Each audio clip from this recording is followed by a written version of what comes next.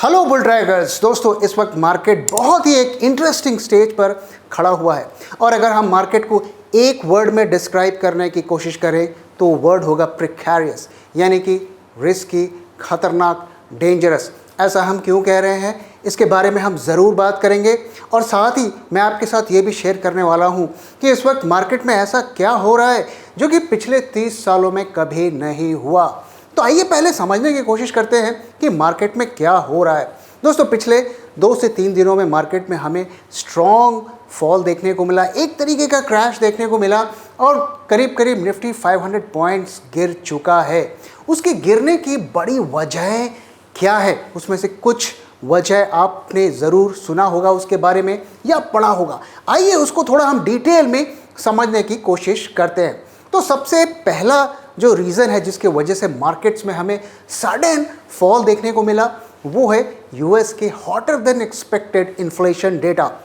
तो यूएस का जो कंज्यूमर प्राइस इंडेक्स आया है उसमें जितना एक्सपेक्टेड था उससे ज़्यादा आया है। तो करीब इन्फ्लेशन का जो डेटा है, सीपीआई का डेटा है, 3.5% का रिपोर्ट किया गया है, जबकि एक्सपेक्टेड था 3.4%।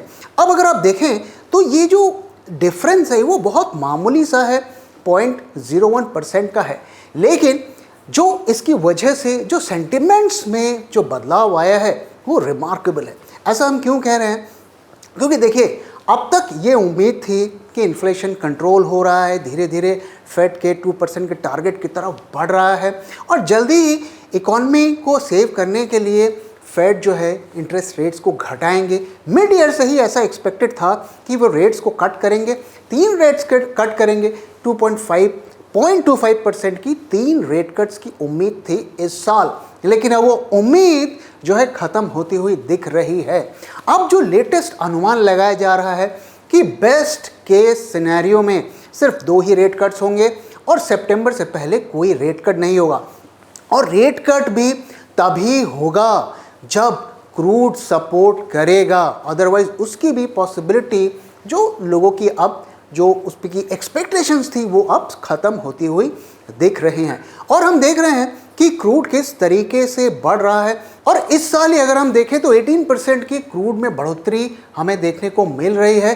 तो एक तरह से अब वो जो होप थी अर्ली रेट कट्स की वो ख़त्म होती दिख रही है। मार्केट को एक तरीके का इससे डिसअपॉइंटमेंट मिला है। तो दोस्तों, वीडियो को आगे बढ़ाने से पहले मैं आपको अपने ऑप्शंस लर्निंग प्रोग्राम्स के बारे में बात करना चाहता हूं। इस वक्त हम 2 तरीके के प्रोग्राम्स रन कर रहे हैं। अगर आप एब्सोल्युटली बिगिनर हैं और बिगिनर्स से एडवांस तक की ऑप्शन सीखना चाहते हैं तो आप हमारे ऑनलाइन लर्निंग प्रोग्राम क्लब 100 को ज्वाइन कर सकते हैं।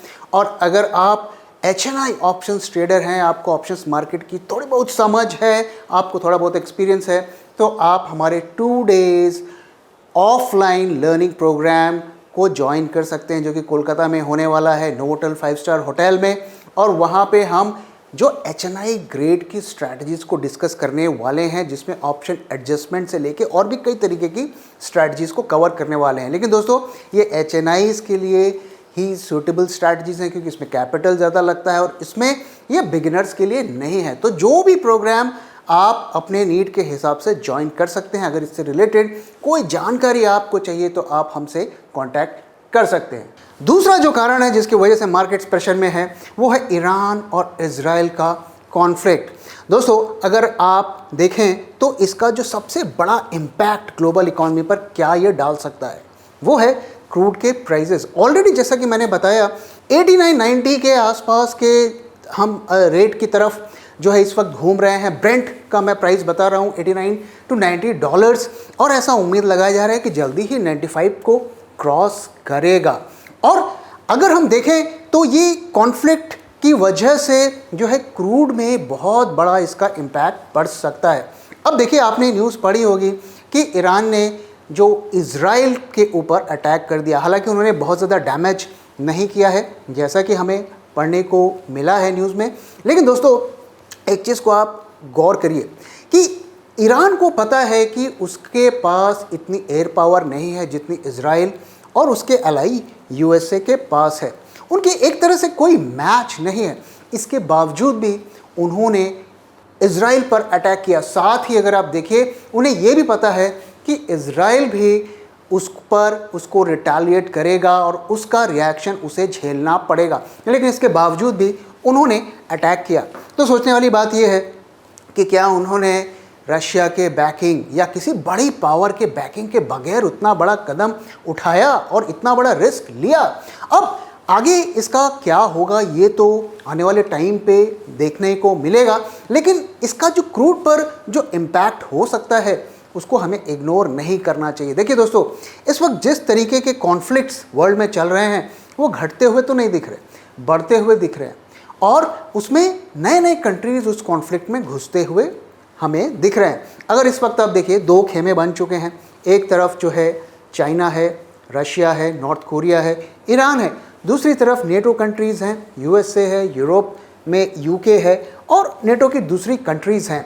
तो अब आने वाले टाइम में ये जियोपॉलिटिकल सिचुएशन किस तरफ बढ़ता है, और सच पूछिए तो दोस्तों मैं नहीं चाहता कि किसी भी तरीके के कॉन्फ्लिक्ट्स बढ़ें, क्योंकि उसका परिणाम जो है बहुत ही खतरनाक होने वाला है या हो सकता है, और मार्केट जो है बहुत उसके सामने छोटी सी चीज़ है। लेकिन अगर ये कॉन्फ्लिक्ट एस्केलेट होता है तो डेफिनेटली क्रूड और मार्केट्स पे, दोनों पे इसका बड़ा इफेक्ट पड़ेगा, और वही अभी हमें मार्केट में होता हुआ दिख रहा है। तीसरा जो फैक्टर है और जिसकी वजह से हमें अचानक से एफआईआईज़ की स्ट्रॉन्ग सेलिंग देखने को मिली, तो फ्राइडे के दिन उन्होंने करीब 8,000 करोड़ से ज़्यादा की एफआईआईज़ ने सेलिंग की, और अभी आज का डेटा आया नहीं है, तो आज भी होपफुली उन्होंने अच्छी खासी सेलिंग की होगी। और वो सेलिंग जो एफआईआई की सडनली बढ़ी है, उसका एक बड़ा कारण क्या है? उसका बड़ा कारण है डीटीएए कानून में बदलाव, यानी कि डबल टैक्सेशन अवॉइडेंस एग्रीमेंट, जो एक एग्रीमेंट है उसमें बदलाव। और तो ये एग्रीमेंट क्या है? देखिए दोस्तों, इंडिया के बहुत सारे कंट्रीज़ के साथ एग्रीमेंट है, और वो आजकल 5 साल से नहीं है, पिछले 10-15 सालों से है। और इसमें ऐसा होता है कि अगर आप एक कंट्री से दूसरे कंट्री पर पैसे को ट्रांसफ़र करते हैं, जैसे मान लीजिए आप यूएसए में काम करते हैं और वहाँ से इंडिया में पैसा लाते हैं, और अगर आप उस पैसे को रिपोर्ट करते हैं तो आपको दोनों कंट्रीज़ में टैक्स नहीं देना पड़ेगा, एक ही कंट्री में टैक्स देना पड़ेगा। ये बहुत अच्छा कानून है, इसका फ़ायदा मुझे भी मिला है लीगल तरीके से। लेकिन इसके कुछ लूप होल्स भी हैं जिसका इस्तेमाल कंपनीज करती हैं, खास करके एफआईआईज़ करती हैं, और उसी कानून को टाइट किया गया है। तो ये जो डीटीएए का एग्रीमेंट है ये कई कंट्रीज़ के साथ है, और इसमें हमारा मॉरिशस के साथ भी ये कॉन्ट्रैक्ट है, जिसका फ़ायदा एफआईआईज़ करती हैं, क्योंकि कई सारी एफआईआईज़ जो मॉरिशस में रजिस्टर्ड है। अब इस कानून में बदलाव कर दिया गया। आप सोच रहे होंगे कि शायद ये कानून में इंडिया में बदलाव किया गया, लेकिन ऐसा नहीं है। मॉरिशस ने इस कानून में बदलाव किया है। कानून में बदलाव उन्होंने फरवरी में ही कर दिया था, और मार्च 7 को ही उन्होंने इस कानून को इम्प्लीमेंट भी कर दिया। और इसकी वजह से क्या होगा कि एफआईआईज़ की स्क्रूटनी बढ़ जाएगी, और उन कितना पैसा आ रहा है लीगल इलीगल तरीके से, इसमें अलग अलग लेवल पर स्क्रूटनी बढ़ जाएगी। और ये कानून क्या शेप लेगा अभी इसमें क्लैरिटी नहीं है, क्योंकि इंडियन मार्केट्स में अभी इसको नोटिफाइड नहीं किया गया है। तो इसकी वजह से मार्केट में थोड़ा भय का माहौल है, खास करके एफआईआईज़ में, और इसमें जो है इसकी वजह से सेलिंग बढ़ी है। अब अगर हम देखें कि मॉरिशस से कितना पैसा इंडिया में आता है, कितने एफआईआईज़ वहाँ पे रजिस्टर्ड है, तो करीब 600 एफआईआईज़ एफपीआईज़ वहाँ पे रजिस्टर्ड हैं, और करीब 5.18 लाख करोड़ जो हैं हमारा पैसा मॉरिशस से आता है, यानी कि एसेट्स अंडर मैनेजमेंट जो मॉरिशस में है। तो काफ़ी सारा पैसा वहाँ पर इंडिया से आता है, और कई तरीके से आता है, और इसकी वजह से हमें एफआईआईज़ की एक स्ट्रॉन्ग सेलिंग मार्केट में हमें देखने को मिल रही है। अब ये जो सेलिंग हो रही है, स्ट्रॉन्ग सेलिंग है, और इसमें कई सेक्टर्स में हो रही है, जिसमें बैंकिंग है, आईटी है, ऑयल एंड गैस है, इंफ्रा है और फार्मा है। इन सभी सेक्टर्स में काफ़ी ज़्यादा सेलिंग हो रही है। अब दोस्तों आइए बात करते हैं कि हम मार्केट्स को प्रिकैरियस क्यों कह रहे हैं। जनरली दोस्तों क्या होता है कि जब मार्केट्स बढ़ते हैं तो कई दूसरे जो सेगमेंट्स होते हैं उसमें हमें फॉल देखने को मिलता है, जैसे गोल्ड में हमें फॉल देखने को मिलता है, या रियल एस्टेट की जो प्राइसेस हैं उसमें भी हमें गिरावट देखने को मिलती है। ज़्यादा से ज़्यादा पैसा लोग मार्केट्स में लगाते हैं। लेकिन आप इस वक्त देखिए मार्केट में क्या हो रहा है। सब कुछ एक साथ बढ़ता हुआ दिख रहा है। अब देखिए बिटकॉइन में हमें स्ट्रॉन्ग रैली देखने को मिल रही है। आप अगर रियल एस्टेट प्राइस की बात करें, मैं शेयर्स की बात नहीं कर रहा हूँ, मैं रियल एस्टेट की प्राइस की बात कर रहा हूँ। ये मुंबई का रेट है। यहाँ पर आप देखिए किस तरीके से राइज हो रहा है, लगभग ये ऑल टाइम हाई के लेवल पर है। अगर आप बॉन्ड यील्ड्स को देखें तो वो भी बढ़ रहा है, ऑल टाइम हाई के आसपास है। ऑल टाइम हाई तो करीब 5% था, इस वक्त हम उससे थोड़ा नीचे हैं। तो इसमें भी 2024 में लगातार राइज देखने को मिल रहा है। अगर आप रूपी को देखें तो रुपया भी बढ़ रहा है, डॉलर कहेंगे इसमें, हालांकि रूपी वीक हो रहा है लेकिन ये भी बढ़ रहा है। यूजुअली ये जो मार्केट के अपोजिट में रहता है। वहीं अगर हम देखें यहाँ पर आप क्रूड देखें तो क्रूड में भी 18% का राइज हुआ है। तो आप देखिए मार्केट तो बढ़ रहा है और साथ ही सब कुछ बढ़ रहा है। और अगर गोल्ड की बात करें तो गोल्ड में भी आप देखिए किस तरीके से स्ट्रॉन्ग राइज हमें देखने को मिल रहा है। दोस्तों अगर आपको याद होगा 2 साल पहले मैंने गोल्ड के ऊपर वीडियो बना के कहा था, आपके साथ शेयर किया था कि इसमें राइज होगा।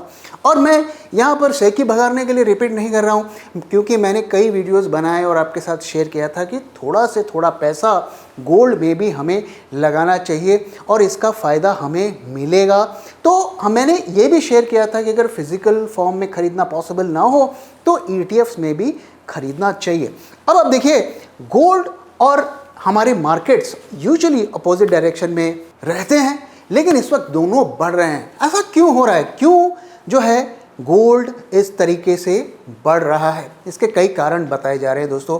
अगर आप रिटेल का डेटा देखेंगे, ETF का डेटा देखेंगे, तो ETF में कोई रिटेल वाला पैसा लगा नहीं रहा है, सारे इक्विटी मार्केट में पैसे लगा रहे हैं। अगर ETF की बात करें तो वर्ल्ड वाइड ETF से पैसे निकाले गए हैं, $5.7 बिलियन ETF से विड्रॉ किए गए हैं। अब दोस्तों हम जानते हैं ETF में पैसा कौन लगाता है? सरकारें नहीं लगाती, बड़े खिलाड़ी नहीं लगाते हैं, रिटेल वाला लगाता है। और रिटेल ने लगातार गोल्ड से पैसा निकाला है, ETF से पैसा निकाला है और उसको इक्विटी मार्केट में पंप किया है।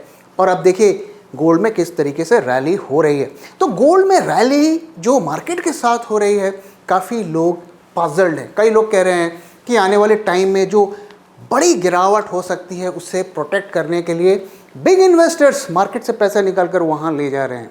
दूसरी थ्योरी ये कही जा रही है कि जिस तरीके के जियोपॉलिटिकल सिचुएशंस बन रहे हैं उसके खतरे को कवर करने के लिए पैसे यहाँ पे लगाए जा रहे हैं। दोस्तों ध्यान रहे, गोल्ड में रिटेल वालों ने पैसा नहीं लगाया है, इंस्टीट्यूशंस ने पैसा लगाया है, बड़े खिलाड़ियों ने पैसा लगाया और उन्हें जो कुछ भी फ्यूचर की इवेंट्स होती है उसका ज़्यादा अंदाज़ा होता है। एक और कारण जिसकी वजह से गोल्ड में इतनी शार्प रैली हमें देखने को मिल रही है वो ये है कि चाइनीज़ गवर्नमेंट, चाइनीज़ बैंक्स जो है अंधाधुंध गोल्ड में खरीदारी कर रहे हैं। जितना भी गोल्ड बिका है 2023 में उसका 1/4 25% गोल्ड सिर्फ चाइना ने ही खरीदा है। तो चाइना इतना गोल्ड क्यों खरीद रहा है? उसके कई कारण बताए जा रहे हैं। पहला ये कि भाई वहाँ का रियल एस्टेट मार्केट फ्लॉप है, बड़े इन्वेस्टर्स वहाँ से पैसा निकाल कर जो यहाँ लगा रहे हैं क्योंकि चाइना के स्टॉक मार्केट्स अच्छा नहीं कर रहे हैं। दूसरा जो ये है कि चाइना डॉलर पर डिपेंडेंसी को कम कर रहा है, जो डी डॉलराइजेशन की हम बात कर रहे हैं उससे के कारण जो है गोल्ड में पैसा लगा रहा है। लेकिन एक बात तो क्लियर है दोस्तों कि रिटेल वाले ने गोल्ड से पैसा निकाला है और बड़े खिलाड़ियों ने, गवर्नमेंट्स, इंस्टीट्यूशंस ने गोल्ड में पैसा लगाया है। दोस्तों ये प्रूव करता है कि जब भी आप रिटेल के अगेंस्ट में स्ट्रैटेजी बनाएंगे तो लार्जली आप सक्सेसफुल होंगे और आप रिटेल के साथ रहेंगे तो शुरू में तो आपको मज़ा मिलेगा लेकिन बाद में आपको सज़ा मिलने वाला है। तो ये जो सिचुएशन यहाँ पर हम देख रहे हैं ये बहुत ही, मुझे तो इसमें कंफर्ट नहीं लग रहा है। ये सारी चीज़ें एक साथ बढ़नी कोई अच्छी बात नहीं है और हमें देखना है कि इसमें से कहीं ना कहीं किसी न किसी सेक्टर में बड़े गिरावट की संभावना हो सकती है। इसलिए बहुत सावधानी के साथ इस वक्त हमें किसी एक सेक्टर में बड़ा पैसा लगाने से बचना चाहिए। अब आइए दोस्तों हम बात करते हैं कि वो कौन सी चीज़ है जो मार्केट में जो 30 साल में पहली बार देखने को मिल रही है। दोस्तों मैं लगातार अपने वीडियोस में आपके साथ क्या शेयर कर रहा हूँ कि फंडामेंटल्स में और इक्विटी मार्केट में जो कोरिलेशन है वो बड़ा रिवर्स टाइप हो गया है, यानी कि हमारे फंडामेंटल्स तो उतने अच्छे नहीं परफॉर्म कर रहे हैं, लेकिन इक्विटी मार्केट उससे कई गुना ज़्यादा परफॉर्म कर रहा है। तो एक तरीके से जो अर्निंग और हमारे मार्केट रिटर्न्स हैं उसमें गैप काफ़ी ज़्यादा बढ़ता जा रहा है, और ये गैप जो है 30 इयर्स के हाईएस्ट लेवल पर है। दोस्तों, क्या आपको ये सामान्य सी बात लगती है कि 30 साल में इतना ज़्यादा गैप मार्केट के पर रिटर्न्स में और उनके जो एक्चुअल कंपनीज के अर्निंग्स में हमें जो डिफरेंस देखने को मिल रहा है, क्या आपको ये एक सामान्य सी बात लगती है? आइए कुछ डेटा पॉइंट को देखते हैं।